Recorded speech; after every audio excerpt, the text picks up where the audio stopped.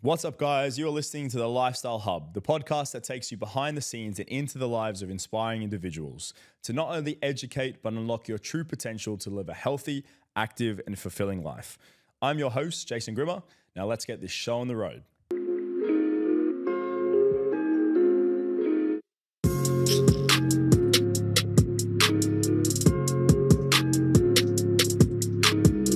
What's up, guys? You are listening to the Lifestyle Hub podcast. I'm your host, Jason Grimmer, and today's episode is all about celebrating the strength, resilience, and journey of a woman in the fitness world. We have an incredible guest with us today, Amy Jean Fox, a HIIT workout specialist, YouTube sensation, and program director with Lean with Lilly. Amy, welcome to the Lifestyle Hub. How are you? I am so good. Very excited to be here. Thank you for having me. Thank you so much for joining us. I was very excited when we managed to set up a time and get this official. First podcast for you. It's not your first time in front of the camera, that's for sure. 100% not, but first time doing a podcast. I've been on the radio before. I do feel like this is way more chilled. I love it. Cool. Yeah, it's awesome. I like that. And I think we're going to have a really amazing conversation today because Amy's a very naturally genuine person, which you guys will start to understand. She's very open about speaking about everything and anything when it comes to herself, her inspirations, and obviously her personal life as well. And I'm kind of a bit the same. I'm not maybe still shy about a few things, but I think we're going to be able to have a very open conversation today, which is great. Guys, before we start, obviously if you flash back to episode 2 of the Lifestyle Hub podcast, we had a very stunning, charming young man called Hendrik, who was our second guest of the Lifestyle Hub, who happens to be your... He is now, yes. And it still sounds very strange to me, but he's my husband. That's right. You guys only got married recently, didn't you? Yeah, like 10 months ago. I had to actually, when I was saying it just earlier when speaking, I was like, hang on. Yes, you guys are married because it is quite new, isn't it? Yes. And yes. Your wedding looked absolutely amazing, by the way. Oh, it was so fab. Best day of my life. They always tell you it's going to be the best day of your life, but you don't actually realize that it is the best day of your life. Question on that. Do you remember the whole day? I remember every single second. Amazing. Yeah, took it in. That's a good thing. So Amy, welcome to today's episode. Obviously, before we kick off, if someone was to ask you about what you did for a living in your own words, how would you answer that? I am first and foremost a YouTuber, growing slowly but surely on YouTube. It's my passion. It's what I want to do for the rest of my life, if I can help that. I am also a health and skincare therapist. I have studied fitness as well, so personal training. And what else have I done? We're going to go through it today. HIIT specialist as well. Like I feel like there's so much that I do. There's so much that I love. There's so much that I'm interested in. Yes. Hence the reason that I think this is definitely going to be a 60-minute episode. Yeah, which I'm totally okay with. And I think the audience is going to love that as well because there is a lot to go through. There are a lot of strings to Amy's bow, which we're able to share with you guys today. First, before we start, for those who may not know you, whereabouts are you from? A little bit about your background. I'm from South Africa. My mom and dad live in Dubai. They've been here for 11 years. I've been in Dubai for 9 years. I have 2 younger brothers. One is in Canada. The other one is in the US. So they kind of split up. Miss them to bits, but the one is here visiting at the moment. So that's been amazing. He comes over quite a bit, doesn't he? He does. And yeah, I mean, I started my fitness journey about 10 years ago, maybe more, professionally 9 years ago, I'm going to say. Yeah. But yeah, I'm from South Africa. Absolutely love it. Miss it every day. Yeah. But also happy where I am right now, I guess. Yes. We were chatting briefly before the episode about obviously the similarities between Oz and South Africa.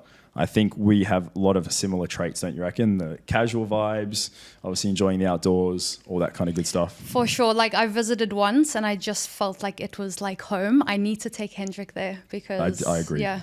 We need to arrange that because it'll be an amazing time. And actually, vice versa, I've been told South Africa is absolutely amazing too. You haven't been to South Africa? And I've never been. A lot of people go because it's close to Dubai. Well, relatively. Like it's like only 8 hours. 8 hours to Johannesburg, yeah. 9.5 to Cape Town. Yeah. And I suggest you do Cape Town. Where are you from in particular? Oh, I'm from everywhere. I've lived Joburg, Cape Town, Port Elizabeth, Durban, so all around. Amazing. Yeah, I moved quite a bit as a kid. Okay. Yeah, cool. Always the new girl at school. Yeah, that would have been tricky. Maybe that's why you're so good at, what's the word? interacting with people, engaging with people? Because maybe you had to do that from a young age, or maybe you developed that. Possibly. We'll I actually think that was where my confidence came from, because interesting. I was very shy. Okay. Very, very shy. And then all of a sudden I had to be confident. Yes. So, yeah. Yeah, that would have definitely been a tricky point.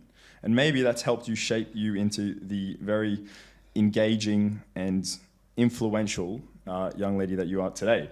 So diving into your health and wellness journey, let's just talk a little bit about discovering your passion for health and fitness. Where did that really start to kindle? So I studied health and skincare. I'm talking years back. I'm 33 right now. I studied health and skincare. Well, I first went to London after school, did au pairing, and then I came back to South Africa and I studied health and skincare. We went a lot into nutrition, actually, while I was studying health and skincare. We learned a lot about the body, how it functions, muscles, tendons, ligaments, bones, all of that kind of stuff. Yeah. And that's where I really found my passion. I was like, wow, this is really interesting. I'm so intrigued by this. I'd always done sports at school. But I never really actually realized that this could be a career path for me until other people started kind of telling me. And then after I studied health and skincare, I got my qualification, my personal training qualification. I moved to Dubai at that stage. Also did a bit of on stage competing, so bikini comps during that time as well. And yeah, I did my CrossFit course. I started getting more into, I was like big into CrossFit at one stage, very competitive. Didn't really like that side of myself because I would train way too hard, way too often.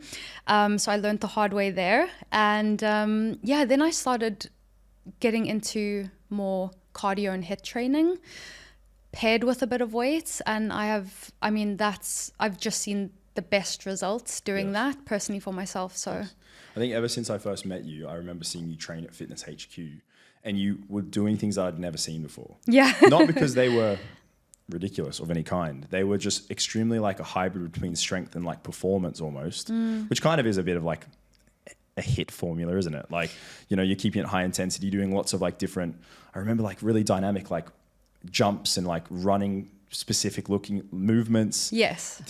That was a different program at that time. This was out of your strength phase, wasn't it? The CrossFit phase. Exactly. This was the transition, I think. Exactly. Yeah. And when I knew that I wanted to stop CrossFit, but I just felt like I pack on muscle very easily. And Hendrik's always like, I wish that was me. Yes. But I just didn't enjoy so much muscle. Yes. I didn't feel like I could perform like I wanted to. So basically I said to myself, okay, what the hell am I going to do now? Yes. Went into the gym. I have always run, so I would kind of include that every now and then into my training regime. Yes. But yeah, I don't know how I thought of movements like this, and I'm very creative in my movement style. I like to mix it up. I like to come up with new moves, whatever feels good at the time. Yeah, I think you were doing lots of flow type training, weren't you? Like, also, yeah. I remember that. Yeah, it was very cool. So I like to mix it up. But HIIT is now the love of my life. I love doing HIIT and weights together. Okay. Very light weights. I'm not as strong as I used to be, but I feel powerful, explosive, and just a lot more like myself, if I can say that. You're able to express that through your training almost. Exactly, yeah. Obviously, you're building, and you have made, because I know you won't give yourself credit there, but you have definitely made a name for yourself on YouTube. And you share us a little bit about that journey. We will touch on it in more detail because I do have a few questions about that. But just briefly, how it was just becoming an up and coming like YouTube sensation. How does that feel? What are the highs and lows in that process? Because it's definitely, so many people love to think, it's easy. And it's the concepts of just uploading footage of maybe whatever you're doing or workouts and whatnot. But it is a very competitive market. And it would have challenged you guys, right? Yeah, it is a whole another world. I thought exactly the same thing when I was starting YouTube. I was kind of like, okay, easy. Like we film a workout, we upload it, that's it. But it is it's a full-time job. Yeah. So I am behind the I'm in front of the camera. Hendrik is behind the camera. He edits everything. But I love it. I feel like it is such a beautiful platform to be able to, I mean, I used to do personal training, right? And that's one-on-one. And you are only helping, even, I'm not saying you only helping one person, because it's a beautiful thing to be that close to someone and help someone in that very personal way. Yeah. And I loved my personal training, but I just feel like this platform is massive, and I can reach so many more people on a huge scale. And if I can, you know, improve one person's life a day through my YouTube, I'm happy. If I can improve 100,000 people, even better.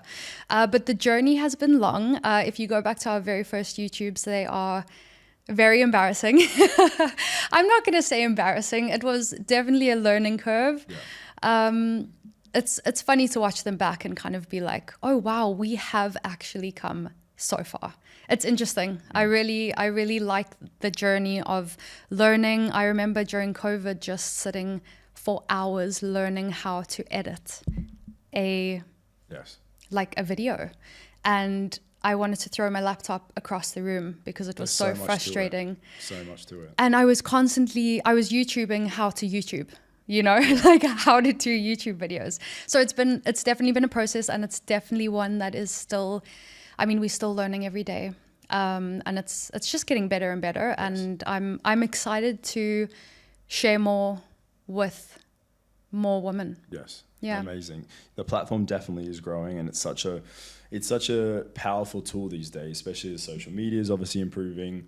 YouTube's one of the more old school platforms, isn't it? But it's still one of the most thriving platforms that there is, despite all the upgrades with, like, you know, shorts and stuff like this. It's still massive when it comes to the engagement from that platform.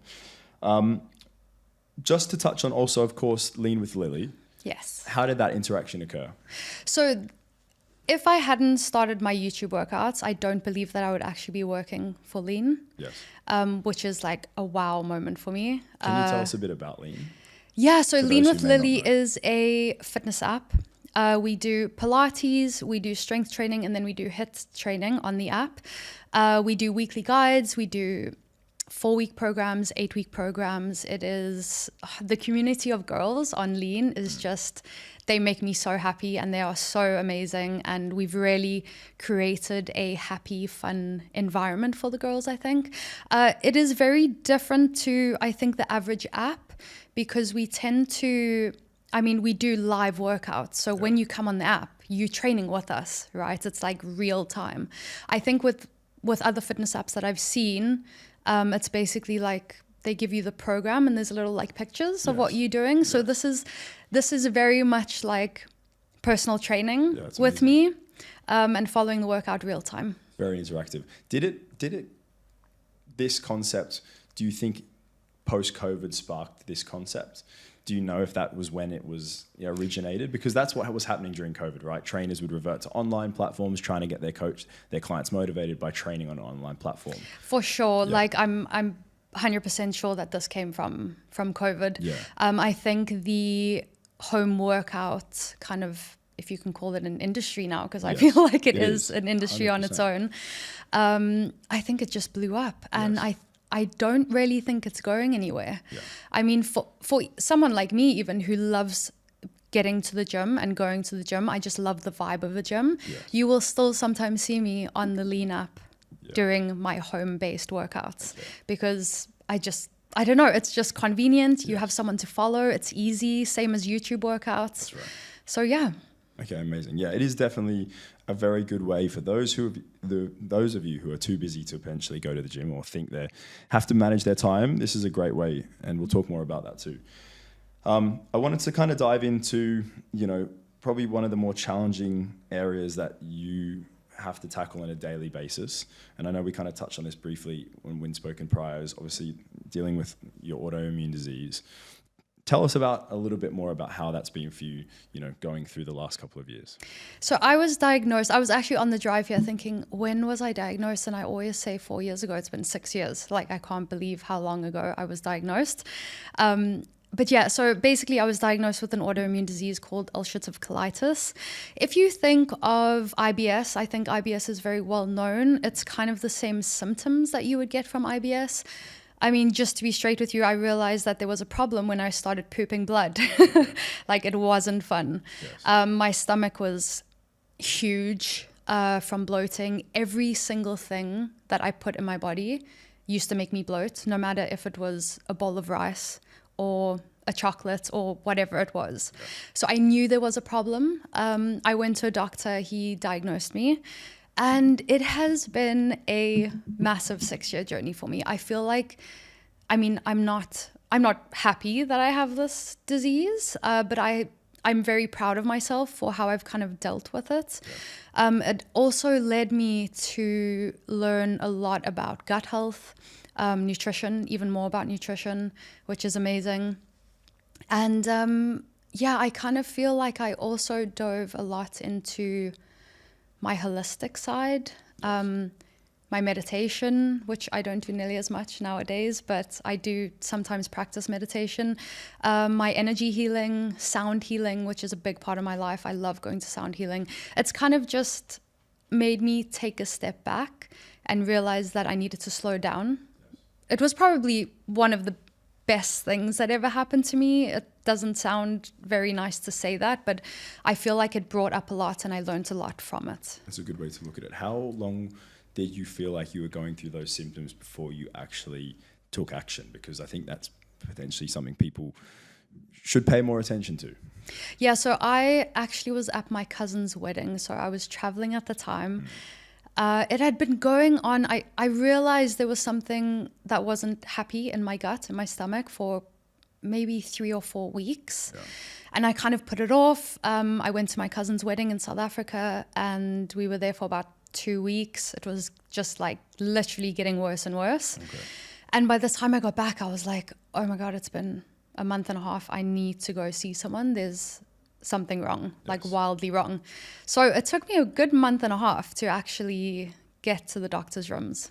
Okay, and that was one of the best decisions obviously you've made because you've been able to deal with that. Yeah. How has that kind of impacted your ability to navigate your fitness journey? Because, you know, obviously it impacts a lot of things. And when it comes to like obviously motivation, being around others and still having like being in that inspiring mood, how has that challenged you at times? So when I was diagnosed, I had to really take a step back and kind of like calm my training down slightly. I've always been into yoga, so I would do more stretches, more yoga, more walking, light running. I still did kind of weights, a little bit of CrossFit / this was before my HIIT training was a thing. Yeah. So yeah, I really had to take a step back and just like calm my body down. Often we are in such a hyped state when we don't even realize that we're in a hyped state. And I mean, I don't know what caused this disease, but I'm kind of thinking it was an overload of stress, both physically and mentally at the time. And I mean, that could have been a cause. So yeah, I had to really slow down, both mentally and physically at the time.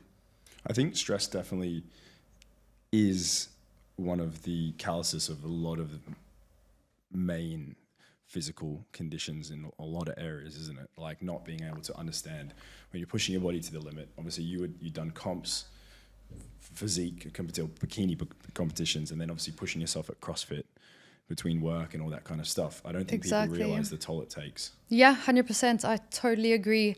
The more, and also like sleep is so important. I wasn't getting nearly enough sleep. I remember at college, I would get 4 hours of sleep a night, wake up at 4 a.m., go to the gym, have a full day of college, go out drinking and partying until 2 a.m. Again, wake up at 4. It was absolutely crazy. Like I just want to slap myself. Yeah, it's so hard thinking back to that. Like going, how did we manage that? I was having a conversation with my clients yesterday, and I was literally saying to them, I was off the back of 4 hours sleep, and like we just had a late night. And I'm really trying to focus on my sleep at the moment. And I was like, guys, like when I was walking the dogs this morning at 4 a.m., literally I felt negative about everything. Like, I didn't want to be in Dubai. I was like nervous about some projects that I'm trying to put together. I didn't want to train that day. Like, everything just felt so heavy purely because I just hadn't had sleep. Yep. And obviously when you're going through those thought processes first thing in the morning, that is the initial buildup of where that stress really starts to come from. Because then you can imagine, obviously, your day goes on. Perhaps you don't train, or you don't take a minute to make yourself breakfast. You're rushed for time because you've not slept. You're racing around, and that stress just compounds and compounds and compounds until that's what you expect every day, and that just becomes the norm. I honestly think like there are so many diseases that we have produced in our bodies from stress. Definitely. And it's scary. Like, I think the whole freaking world just needs to slow the fuck down. That's exactly, Basically. that is the perfect way to put it. I totally agree. You know, and that's something that you've tried to share with your audience. You've been very open with going through this autoimmune disease with your audience on social media. How do you feel that's impacted you, like maybe one, your ability to deal with this process and this journey, but also the influence it's had on the audience that do follow you? Can you repeat the question? So part one, that was my wording. Part one is more so, how did social media have any sort of positive influence, or potentially negative, in you going through this journey? Because you've been quite open on your platform. Was that always the case? Do you know what? The audience that I have, I think, just kind of accepts me for who I am. My parents have always told me, like, why are you talking about periods on your social media? Why are you going? And I'm like, Dad, like, people need to hear this. I feel like nowadays everything is opening up. Yes. But maybe 5-10 years ago, it was very hush to pull out a tampon. 100%. You know, and talk about poop. Yeah. How is your poop looking? Like, let's take a deep dive. Is it healthy? Type of That's right. vibe. That would never So happen. I am very open because, and the reason that I am very open is because I feel like if I'm going through something, there must be someone else that is going through the same thing, or if not, a similar thing. Yes. So I just want to, I mean, everyone always tells me I'm very relatable, and I think it is because I'm so open and honest. Yeah. But yeah, that's... Was it easy being open though? Like, when you're going through something that's actually, like, that is so personal, or was this something that came naturally to you? You felt like, you know, you had a responsibility to share that? At the time, I mean, it took me a good few years to actually come out and start talking about it, because at the time of diagnosis, it was very emotional, and I didn't feel very comfortable talking about it. But I've had so many things happen in my life that I've had to deal with. For instance, I was sexually abused as a child, and I've had to go through therapy, and I can sit here now without crying talking about it. And that for me is a massive deal. And it's the same thing, even going through something like being diagnosed with a sickness. You go through so much trauma, and you have to talk about it. I mean, it doesn't have to be through social media. That's just how I've done it. But I feel like it really makes a difference, opening up and expressing yourself. You have to really feel it in order to move past it. Yeah. It kind of explains a lot of things, guys. So definitely give Amy a follow. We'll talk about where you can follow after this, but like, you will hopefully even look inwards and discover yourself a little bit more and be inspired to kind of see things, you know, for what they are. The authenticity of how you are on your online platform, in a world filled with like fake news and different trends and all that kind of stuff, it comes naturally to you to just speak open and naturally, doesn't it? Yeah, 100%. I'm a no bullshit girl. If you ask for my opinion, I will give it to you. To be honest, I can't be asked to keep up with trends. And it's also kind of hard for me, being a personal trainer and having a six-pack and looking the way I do and being healthy and fit, to kind of express myself sometimes in certain areas on social platforms. I feel like there's a lot of judgment, which is horrible. Social media for me is a very happy place, generally speaking. But I mean, sometimes I can't follow people because they trigger maybe unhealthy habits that I'll start spiraling into. Let's say if I see this incredible fitness girl on Instagram, right? And she looks amazing. She looks healthy. She looks like something that I want to look like. But she's 6 foot. She has super long legs. I will look at her and be like, actually, I can't look like that. So why am I even aspiring to be like that? Yeah. There's a very mixed, it's a tricky one. It's a very tricky one. I only follow people on social media that I feel are authentic. Yes. And who don't only share the good. And I mean, listen, if you don't want to share the bad on your social media, I will hold nothing against you. But yeah, so when I kind of come across on my Instagram as sometimes feeling not confident, I think I kind of get knocked down for that, because people are like, how are you not confident? You have a 6-pack. And it's kind of like, it's more internal than that, yes. You know, and I kind of feel sometimes that if I try be body positive, which I 100% am, it's kind of thrown back at me, which isn't amazing. Yeah, I can understand the aspect. People, I think, are quick to think that just those who maybe, be at the start of a journey or not yet taking a journey, and they're, potentially more, they've got a higher percentage of fat opposed to muscle, you're kind of typical, person who's trying to go through a weight loss journey are the only ones really struggling with the highs and lows of trying to stay in shape. I think, as you know, and I've definitely been through it before, is just, there is, I think it is a battle that no matter what part of that journey you're on, you will face challenges with how you feel, your self-confidence, your expectations for yourself, how you push yourself, how you treat yourself. I don't think there's one side of that fence, is there? For sure. And I mean, media's done this, right? Yeah. Like, if I look at my parents' generation, it was the need to be skinny. And I've seen that through that generation. And it's like, I'm so angry at it, because I think as women, it is so hard, even as men. I mean, I'm not just saying we're the only ones struggling, but I feel as a woman, things are constantly changing. Yeah. Now, Botox is in. Now, I want to have a big ass, skinny waist. Like, the Pilates trend is going on at the moment. And I'm just like, I can't keep up, man. Like, my biggest thing is just being the best version of myself that I can be. And I really hope and want to inspire people to follow that rather than trends that they're seeing on social media. Yes. Was that always the case when you kind of went and initially set your sights on these, let's say, these bikini competitions? Or, I imagine that journey would have shaped you into where your mindset is today. Tell me a bit about it.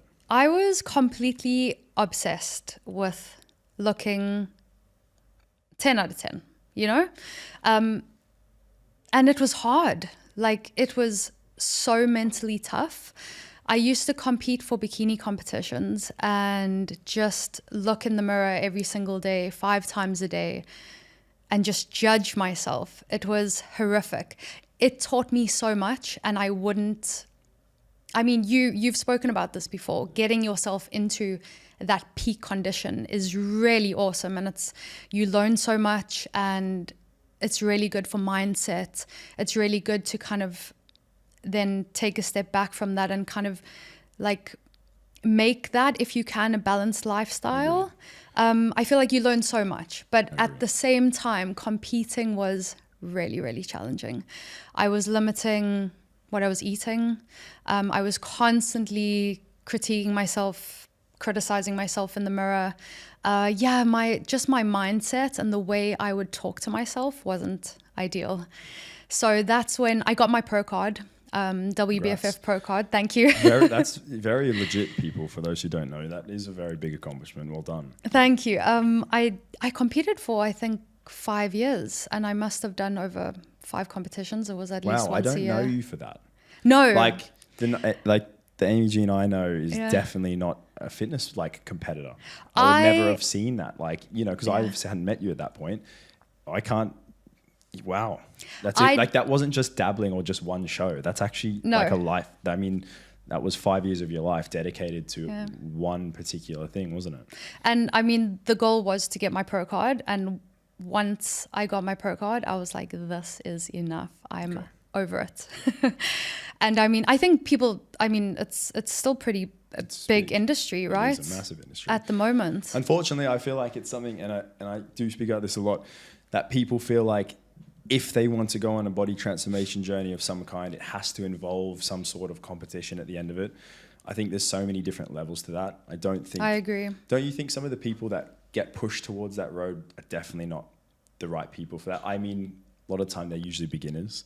Yeah. And there's coaches who, you know, they spend all of their time focusing on people for competitions, will bring in any sort of body transformation and they'll say, hey, why don't you do a comp?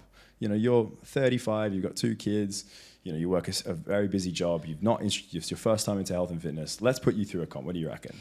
Yeah. And that person's like kind of all of a sudden forced on that road in a way. I do think it is a very tough industry to be in. Yeah. It is brutal. It is grueling. It is also very fun though. Yes. I used to be a dancer. I love being in front of the camera. So like for me to be up on stage, it was so much fun. Yes. It really was like, and to be able to like, and this is the other thing that I don't understand about myself at that stage. Like I don't recognize myself competing because I'm like, why do I need to show everyone how I look and for them to judge me in order for me to actually feel seen? And I did feel like that, being completely honest. I felt like I needed that recognition in order to, I don't know, be happy. So yeah, I'm a completely different human being. Talk to me about that mind shift then, because that is a massive life change. I've never been through a competition to that level of any means. But I put myself through set challenges. And like I've said in many episodes before and whatnot, I do value the importance of getting into your best physical condition, exactly as you've done. But then the most important thing is kind of understanding the sacrifices that takes and the unhealthy side to that, both mentally and physically. And then knowing how to step back a few rungs and then find that balance. Now, sitting in front of you now, I'd like to think you've actually gotten quite good at finding that balance, but it's not so easy for most people.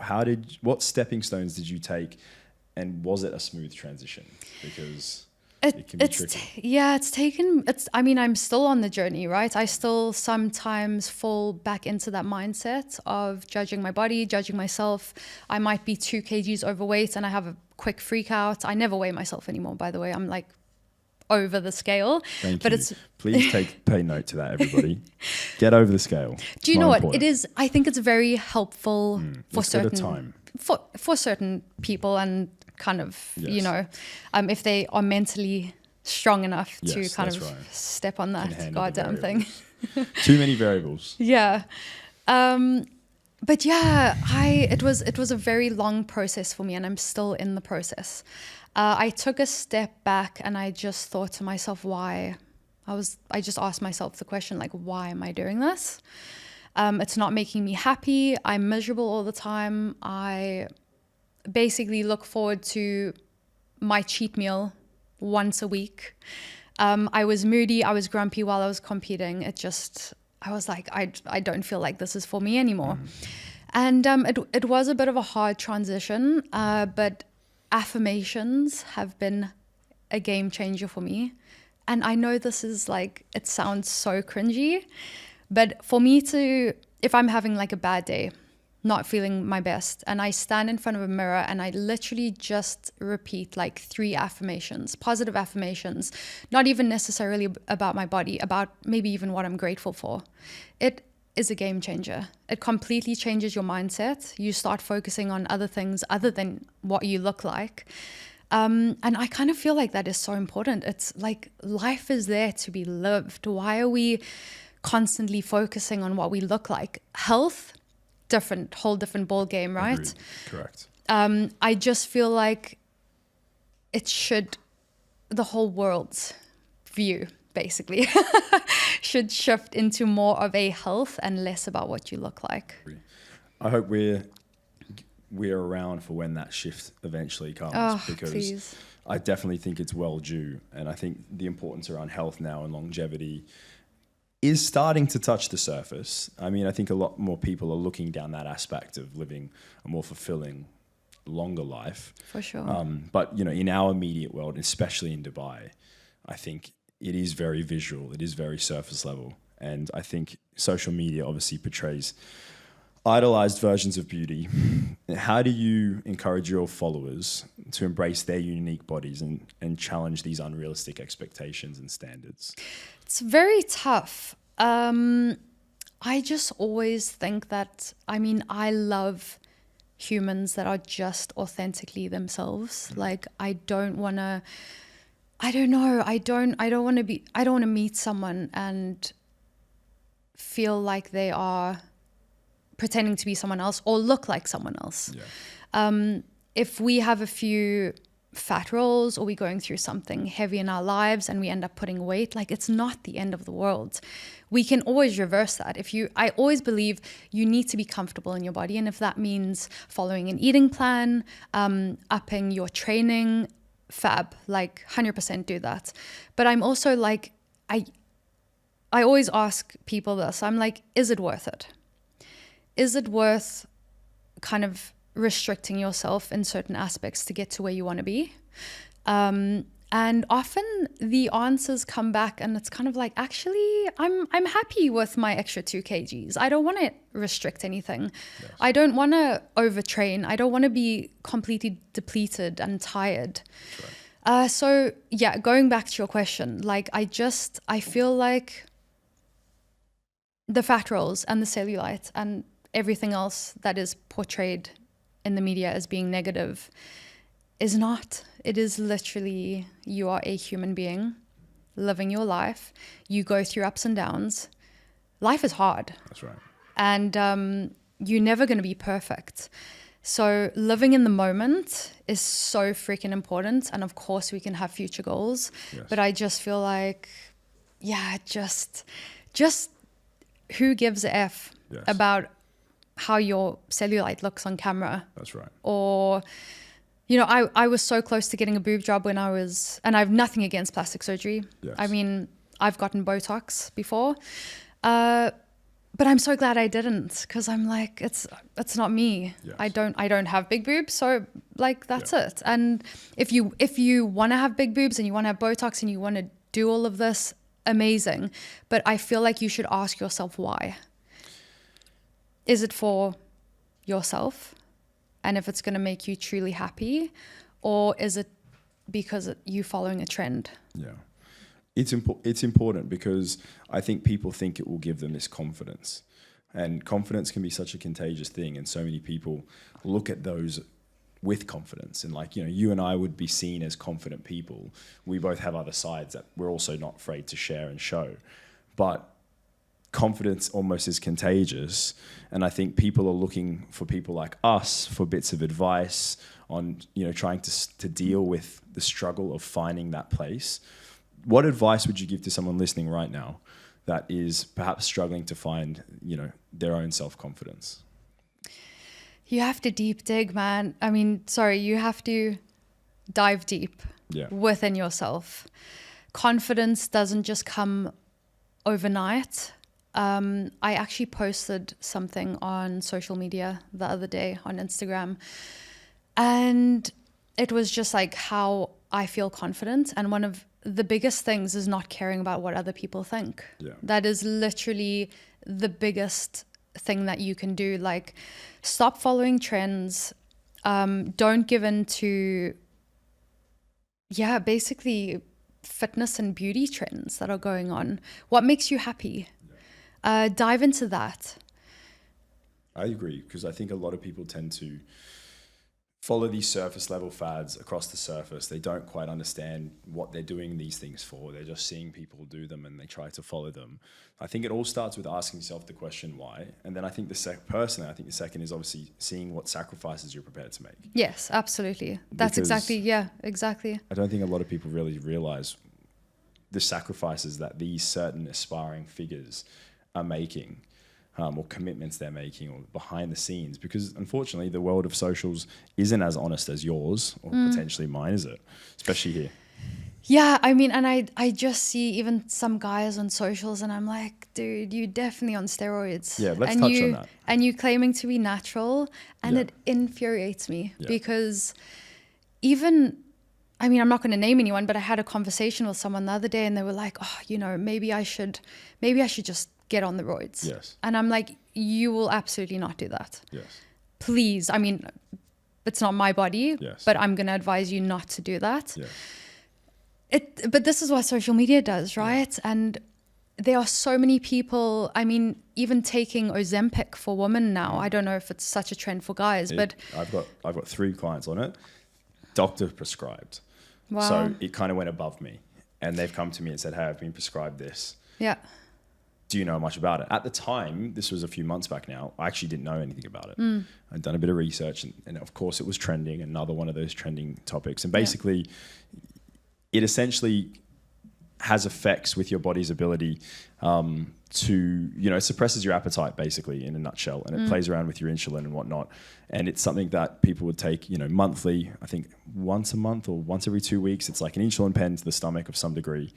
And there have been some outstanding physical results, but now more and more side effects are starting to come to light. And obviously it just encourages such a negative body image and habits, etc. Absolutely. This is the problem, right? And I don't think many people on social media that are doing these things are open about it. No, they're not. So it's kind of like me looking, even me, for example, like I'm fit and healthy, but I look at this and I'm like, wow, that girl looks insane. Yeah. And I don't know if it's natural. Has she had bum implants? Yeah. Are her boobs done? Like, did she, you know, remove one of her ribs, which is also a thing, to make her waist look slimmer? And I'm just like, I don't mind if you do it, but I really just wish it was more just like honest. Exactly. It's your body, it's your life. You do what you like, but just try not, like, I mean, I definitely would say do not influence other people with lies. Yeah. And bullshit, quite frankly, on things that aren't simply happening. Back in 2018, I went through a bit of a cycle. I'd hopped on some steroids, and I remember people kind of asking me at the time, oh, what are you doing? Like, what are you doing? I'm like, oh, I'm just on a cycle. Like, and then they would kind of look at me and be like these were other trainers I'd usually speak to, and they looked at me shocked that I just said, oh, I was just trying this out. Like, you know, being in the fitness industry, I've spoken about this before. I will do an episode where I talk about it more, my journey on this process. But I had to kind of do it because being in the industry, it's something that we're so subjected to, and I wanted to know how my body responded, etc. Anyway, it was actually a really good experience, but the amount of people that were so surprised that I just told them. Yeah. And I was like, well, I mean, okay, I've made a choice. What's the big deal? You know, like my shoulders are popping. I'm looking a certain way. I'm really lean, whatever. And they're kind of like, oh my God, did you want me to just say it was my 12-week diet plan? Like, I'm like, is that what people do? And unfortunately it is. It is 100%. But this is why I like you, because you're open and honest, right? And I appreciate that so much on social media. It's important. Because this is where, I mean, this is also another thing about confidence. Like I feel like it's such a mind game, and it really messes with your confidence. It is a mind game. Other people that are not natural and they're claiming to be, it's crazy. We could talk about this topic for hours because there is so many examples of where this is, you know, we're seeing this daily. You'll scroll your Instagram straight after this episode listening and you will see exactly so many examples of what we're talking about. The good news is, nobody panic. Amy is now obviously building a platform which is able to contact and influence all of you in a higher number, hopefully very, very soon, which I want to talk about now is obviously moving towards your YouTube channel where you're able to actually now influence people positively, real time. They're going to see and interact with you. Let me know a little bit about why you first angled it towards YouTube. And then how does this project align with your fitness values? So, wow. My why has always been to inspire and motivate and kind of give anyone access to workouts. And YouTube's free. So I thought, hell, man, if people can do my workouts for free, then I want to give it to them. And I'm not getting much of a return at the moment. Hopefully that changes over time. But I'm just so happy to be doing it. Honestly, I know it sounds kind of ridiculous, but it is literally my passion. I want to change as many women's, specifically women, I would say, lives as possible. I mean, men can also do my workouts 100%. But I just know the woman body so well. Yeah. And I feel like they would benefit from my workouts. How do you tailor the programs to different audience members that you have, from beginners, advanced? How does that work? How do you structure that? My workouts are not easy. I will say that, but I do always I'll always do like a movement and then do a couple of seconds of like a modification. Amazing. So there are always modifications on my YouTube. I've had some girls message me and be like, Amy, I used to hate HIIT and now I absolutely love it and I can't get enough of your cardio sessions. And I'm like, yes, this is exactly what I want. This is exactly what I'm going for. Yeah. I think sometimes people get the wrong idea of HIIT, yes, and of cardio in general. So I just want people to have fun. I want them to keep their bodies moving. I do very much a combination of weighted HIIT. So we'll use light weights, HIIT movements. I mean, some of them, I also do more, I think it was a yoga HIIT YouTube before, which is pretty fun. So I like having fun, experimenting. I mean, like you said before, you saw me in the gym. I'm a little crazy with my movements. Yeah, I think but it's great also that really you've got fun. Your style. Yeah. So I like to, there's beginners are welcome, intermediate, advanced, like literally anyone can do my HIIT workouts because as I mentioned before, there are modifications and everyone's welcome. No excuses, guys, for that one, guys and girls, for that matter. Obviously, YouTube can sometimes lack personal interactions. How do you bridge that gap, with that virtual training and creating a sense of community with your viewers? So I think that would come naturally to you. Yeah, I never fail to reply to a YouTube message. Like, that's my baby. Amazing. My Instagram's my other baby, but YouTube is like, I have such a passion for it. Yes. So I will always communicate with you over your comments and I love hearing feedback. I always try, even on my Instagram, like, what do people want to see? What do they want to train more of? What do they think I'm lacking on my YouTube? And I always get feedback. Yeah. So I'm open to even getting suggestions. I know what works, so I will never remove myself from what I know gets results. That's right. But I do like to experiment. I'm not really... I do some kind of Pilates-ish movements in my HIIT, but I would definitely not call it Pilates. I would call it kind of like a hybrid. Okay, so there's a few different styles. Exactly. This is going to keep expanding, right? As you continue to upload, you'll have different types of specific training and methods. And as you start to upskill, it's really like an endless level of exciting new workouts, right? Absolutely. And I also do feel like, this girl wants to get pregnant. Not like Very now, exciting. But I do in the future. And then I want to take courses on pre and postnatal. Amazing. So that'll be available on my YouTube. As I grow, I want my YouTube to grow with me. Yes. And I want my audience to grow with me. And I just think it's endless possibility of fun and health on that platform. Yes. I sent out your YouTube to somebody yesterday because they contacted me. They wanted to get into training. It wasn't the right time for them to work with me. And I was like, you know what? Follow these steps, 3 to 4 sessions a week, 3 liters of water, 8 to 10,000 steps, 7 to 8 hours of sleep. And here's a YouTube channel that you can follow. So I sent yours over and hopefully they're listening to this episode because I told them to stay tuned for the episode as well. Yes. But I think the fact that it can access people at any time, and yours are very conveniently, how long do they go for?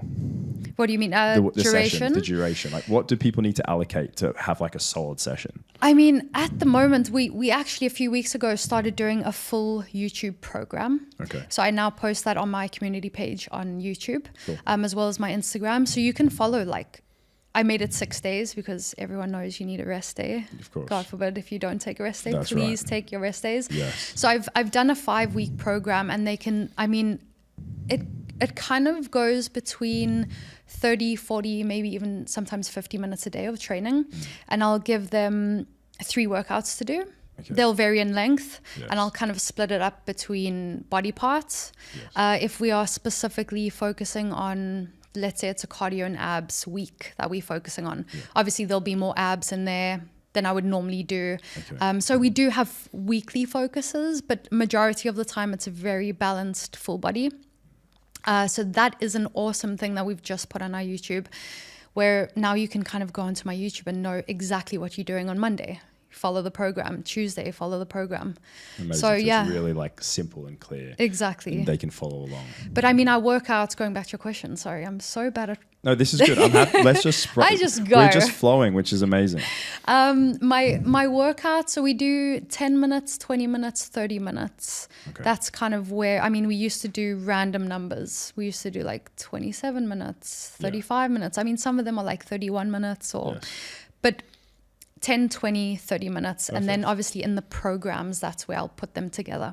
Okay, cool. So you can say combine this for this effect, etc. Exactly. Amazing. So really, there are no excuses to allocate a little bit of time in there, and that will really kind of make a big difference. And that is an amazing project and future career, no doubt. That's going to be your YouTube channel. Amy, your journey is a true testament to empowerment. What message would you like to leave with our listeners to inspire them on their own fitness journeys? Be kind to yourself, firstly. I think it's very important that you don't rush your fitness journey. I really believe that you should be enjoying every single step. And I know it might seem hard to do, but you're going to learn so much. Like if you are committed to an 8, a 12, whatever week program, however many months that you want to do this for, hopefully a lifetime, just think about how much knowledge you are going to gain. That's, I mean, I've gained so much knowledge just being on my own fitness journey. You probably have as well, right? For sure. And it's going to be tough at times, but I think people are so much stronger than they think they are. Yes. We prove that daily. We go through tough things all the time. And train for your future self. That's what I do. I'm like, I want to think of myself at 90 and be running around with my great grandkids. Like that's a vibe for me. I want to be that girl. Yeah, I love that. It's possible. It's very possible, guys. And it's taking that importance into what you do now, day in, day out, those habits, those daily little movements, that affirmations, simple little things that you can do that have such an instant and future impact on you, all for the best. Looking ahead, future goals for you and aspirations, how do you continue or plan to continue making an impact? I mean, wow. What's in store? I really want to do more talking to camera on YouTube. Okay. I feel like there is a lot more personal stuff, obviously, that I would like to share on my YouTube to help, but also just to help people kind of get through struggles. Yes. I feel like I have a lot to share on YouTube talking to camera wise. I just need to freaking do it. Yes. I need to make the time to do that. I see myself in the future like working on an island, maybe doing some retreats at some point. That's always been something fun that I would love to do. I mean, yeah, just events. I would like to host events when my YouTube is kind of at that point. Yeah. And yeah, I think it's amazing because let's just use Joe Wigg for an example. Okay. He's obviously built his online platform now to an absolutely ridiculous level. And then he's taken HIIT workouts live with thousands of people. Do you see yourself being that person for your own program? I would love to. I would love to host events. I think my events would be smaller. Yes. I love hanging out with a close group of people. Okay. I think, they'd be more intimate. Yes. That's why retreats would be an amazing thing. I mean, I've taught a class a few months ago with 300 people in the room, and that was mind blowing. Like energy was insane, amazing. And I loved it to bits. That was with Lean and Lilly. We went to London for Balance Festival. Okay. That was something that I was so scared to do, but ended up loving it. Yeah. But yeah, I do prefer smaller group of people, really being like intimate, connecting with you. I don't just want to see like 1 in a million, on stage. And actually a Balance Festival, that's a really good thing to kind of talk about very quickly, is that I got to meet so many girls that follow me on socials, and like they just made me want to cry. Like when I hugged them, we had tears because the community that I've both from YouTube, from my Instagram, from Lean with Lilly. They are such a tight group of girls. And also it's so important to just surround yourself with those type of people, right? And so I enjoy those smaller interactions. I can speak to one person for hours. Yeah. But a big group of people, it kind of makes you very nervous. I like that because we're in a world of surface level connections, right? Yeah. There's so many surface level connections. We can literally scroll through our Instagram chat and there's surface level chat upon surface level chat. But I think when you're able to dive deeper and get those people on a more, in my case, it's a one-on-one level. In your case, on your retreats, it'll be a little small group. And then those people get into a position where they can actually open up to you and share things with you. And then you can really offer them that advice. So I can see that happening. Yeah, I don't want to be on a stage with just a million people that I don't know. Yeah. It's not really my vibe. Yes. I think today we've touched on a lot of things. I think embracing the process, celebrating every achievement, never underestimating the strength within you. I think that is something that a lot of people need to really take heed to. My advice would be to start small, set achievable goals. And then I think the journey is all about self-discovery and growth. And that's something people, they just want the answers straight away, but it's never like that. And your journey is a perfect example of that. Did you ever think you would be where you are today, let's say 10 years ago, before this all kicked off? Hell no. Hell no. I went to therapy for multiple years. I cried myself to sleep for many years. I was angry, emotional all the time. So yeah, as I said earlier, I don't recognize myself 10 years ago. And there is so much growth on a day-to-day basis. That's why I really appreciate the struggles, which I never used to do. I was kind of in this victim mindset of, why does this have to happen to me? Why does this have to be my life? Why couldn't this have happened to somebody else? And now I'm sitting here I'm so freaking glad that I've been through all of this. It's really made the biggest difference in my personal growth. Wow. That leads me to our Lifestyle Hub golden question. Okay, it's come at the perfect time. What do you think is the key to living a happy and fulfilling lifestyle? I'm going to say sharing kindness. It might be completely off the wall to say that, but I really feel when we are kind to both ourselves and each other, that the world is just a better place. I'm happier when I'm kind to people. I'm happier when other people are around are kinder to me. If I'm kinder to myself, the world's a better place. I think just lead with kindness always. Love that. Definitely something I see you do. Thank you. I think you do it day in, day out. Amy, thank you so much for coming on the show today and being so open and informative with me and, of course, all of our listeners. Please let us know where we can find you on socials for those wanting to join you on the rest of this journey. Okay, so on YouTube, it is Amy Fox, AMYFOX. And then on Instagram, it's Amy Jean Fox, AMYJEANFOX.